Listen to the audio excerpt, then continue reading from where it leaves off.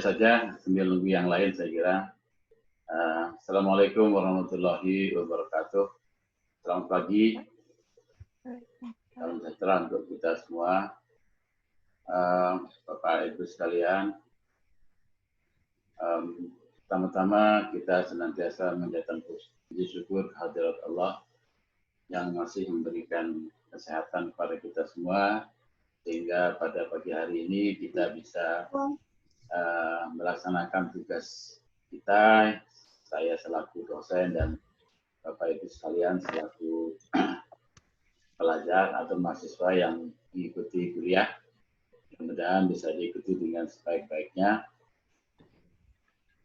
Baiklah, saya akan share slide dulu.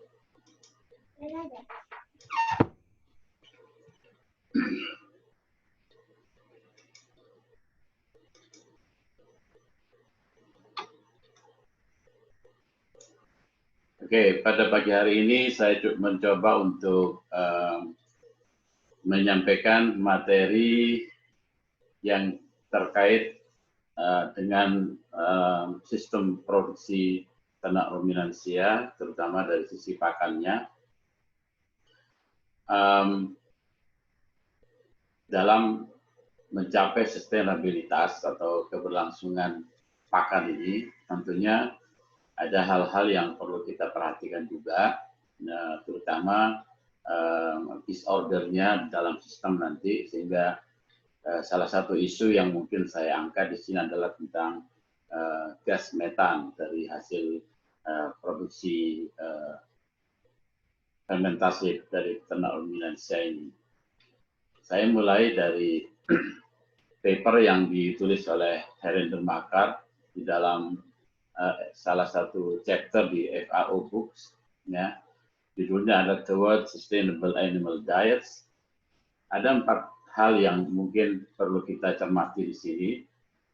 Dan menarik ini bahwa kalau kita berbicara tentang satu aspek dari ternak ruminansia, maka yang kita harus perhatikan adalah bagaimana kita bisa mempertahankan sumber daya alam, dalam hal ini sumber daya pakan yang biasa disajikan untuk ternak ruminansia. Dan tentu saja di sini menurut saya adalah bahwa ada suatu konsep yang mungkin perlu diperhatikan di sini, bahwa dari sisi tersedianya pakan, mungkin di situ kita harus memilah dan memilih pakan mana yang kira-kira ini memberikan satu tingkat sustainabilitas yang optimal. Kemudian yang kedua adalah memberikan sistem yang kita yang kita buat itu adalah memberikan pertumbuhan ekonomi terhadap baik peternak atau secara umum kepada masyarakat yang terlibat di dalam sistem produksi peternakan atau ternak ruminansia ini. Yang ketiga adalah terkait dengan sekarang ini kalau kita publikasi itu harus ada etik, ya, Animal Ethic Committee. Apakah perlakuan yang kita berikan itu sesuai dengan standar kebutuhan minimal daripada ternak yang kita coba, sehingga memang di situ ada animal welfare yang harus kita perhatikan. Kemudian yang keempat, yang selanjutnya adalah terkait dengan acceptabilitas. Jadi teknologi atau bioteknologi yang kita terapkan atau sistem yang kita introdusir ke dalam satu produksi itu bisa acceptable dan juga visible untuk dilakukan oleh peternak. Oleh karena itu memang di sini ada satu keberlangsungan sistem yang harus kita pertahankan, sehingga di sini indikator utamanya adalah nutrisi yang kita pertahankan itu seimbang enggak tersedianya. Ya, jangan sampai kita hanya menyediakan serat saja atau protein saja atau energi saja, Kemudian yang lainnya adalah bebas dari senyawa-senyawa yang membahayakan, misalnya membuat dia toksik, seperti penggunaan beberapa growth promotor, misalnya yang mengandung steroid, misalnya ya, atau orang yang peternak ingin cepat mendapatkan keuntungan menggunakan senyawa-senyawa yang mungkin berbahaya bagi konsumennya, bagi manusianya, sehingga target produksi mungkin tercapai, tetapi produk yang dihasilkan mungkin tidak mendapatkan satu respon yang baik apabila nanti disajikan kepada konsumen. Ada 4 hal ini yang mungkin kita cermati di dalam kita memperhatikan atau membicarakan tentang keberlangsungan ini. Kemudian kalau saya bagaimana sih sistem produksi ini, ya, sistem produksi yang apa namanya bisa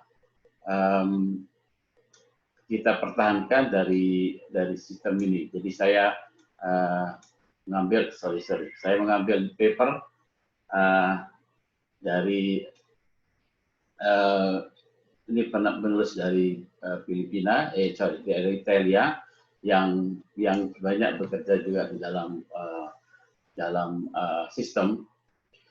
Ada berbagai hal yang mungkin perlu kita perhatikan di sini, bahwa yang terkait dengan pakan di sini, yang secara langsung adalah pemeliharaan dan produksi ternak, kemudian terkait dengan efisiensi pakan.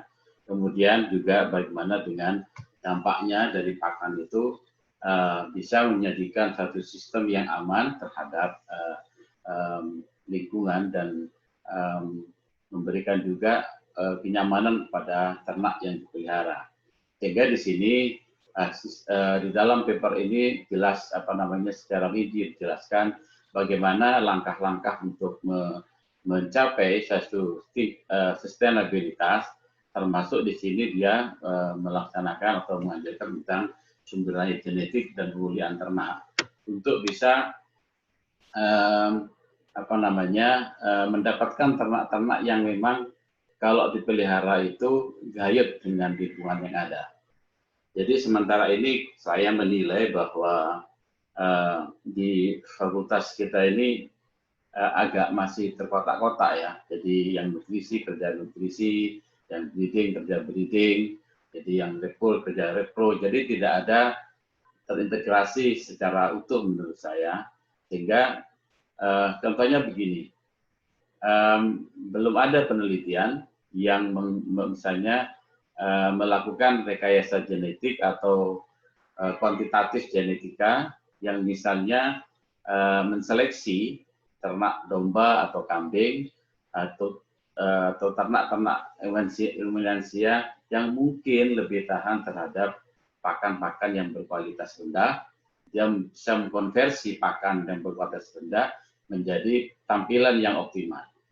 Jadi belum ada arah ke sana ini. Jadi mungkin kita kan bisa melihat di suatu tempat yang biasanya ada setahun masa paceklik, kira-kira ada nggak ternak-ternak ruminansia yang bisa tahan terhadap kondisi itu. Nah dari situ barangkali bisa kita lihat, bisa seleksi apakah dia bisa dijadikan suatu pionir untuk wilayah tertentu, sehingga dalam keadaan yang sangat buruk dari pakan itu, kita tidak terlalu mendapatkan performa ternak yang begitu negatif, dalam artian PBB-nya, produksi susunya dan sebagainya. Ini yang mungkin dalam ilmu ini kita mengkaji kira-kira bagaimana sih bentuk integrasi dari antar sektor, antar bagian dari ilmu peternakan ini.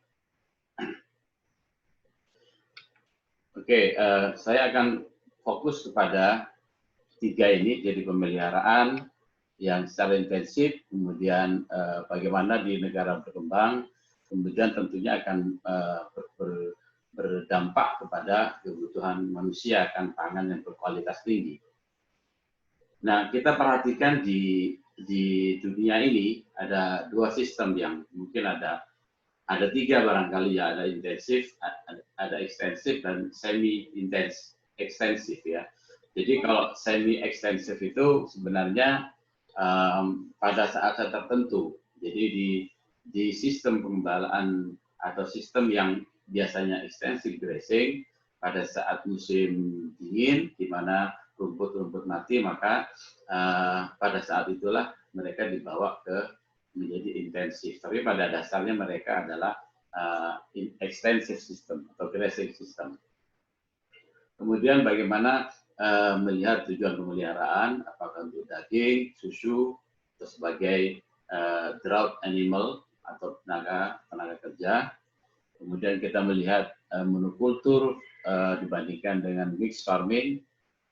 Dan yang terakhir di sini bagaimana sebenarnya penggunaan pakan berupa limbah pertanian ini terhadap konversi produksi. Kalau kita melihat kondisi dari kita, jadi dari di negara berkembang ini, kita tidak akan terlepas dari kondisi semacam ini. Jadi limbah pertanian ini adalah ujung tombak dari jenis makanan yang ada, baik di negara Asia, Afrika, kemudian di beberapa negara di Amerika Latin, itu sangat banyak produksi semacam ini. Dan manakala kita menggunakan pakan yang berjenis ini, maka kondisinya secara umum itu dapat kita katakan bahwa tersedia karbohidrat terutama selulosa dan selulosa yang sangat melimpah di dalam sistem itu, dan di dalam rumen ya. Kemudian ada terbentuk senyawa asam lemak dengan variasi yang tinggi, ini tergantung kepada kombinasinya, ada berapa hijauan dan konsentrat rasionya. Kemudian semakin tinggi proporsi hijauan, semakin tinggi juga akan konversi menjadi bentuk metan. Dan saya sedikit akan fokus kepada bagaimana metan itu sendiri sebagai salah satu upaya kita untuk bisa meredusir inefisiensi yang terjadi di dalam sistem itu. Jadi saya ingin ada laporan dari FAO di 2007 itu. Laporan itu memang menurut saya kalau saya baca di bagian animal production itu menyatakan bahwa distribusi gas emission itu yang paling banyak kemudian disebabkan oleh agriculture, terutama kalau kita lihat berikutnya. Jadi di Asia itu ada 44%, ya. Kita lihat bahwa dari 44% itu kita lihat bahwa yang terjadi pada yang disumbang oleh ternak ruminansia itu adalah sebesar 40%. Artinya begini, di dalam laporan FAO ini menyatakan bahwa dunia ini dalam dilema yang sangat tinggi. Satu sisi kita ingin menyajikan produk-produk peternakan yang berkualitas tinggi, juga dalam kuantitas yang semakin tahun semakin meningkat. Oleh karena itu, produksi ternak ruminansia terutama sapi itu disinyalir memberikan kontribusi yang sangat besar sekali kepada terjadinya gas emisi ini. Dan kontribusi yang terbesar itu terjadi di negara-negara seperti yang saya katakan tadi di Asia dan di negara-negara yang beriklim tropis utamanya. Karena apa? Karena memang makanannya tadi, kalau kita kembali ke ini, makanannya memang yang dominan adalah pakan-pakan yang besar. Ya, jadi kalau kita kembali kepada prinsip dasar dari proses pencernaan itu, bahwa semakin tinggi kadar serat atau karbohidrat yang struktural di dalam di dalam pakan ternak, maka kecenderungan untuk terjadinya gas metan itu semakin tinggi. kita lihat di sini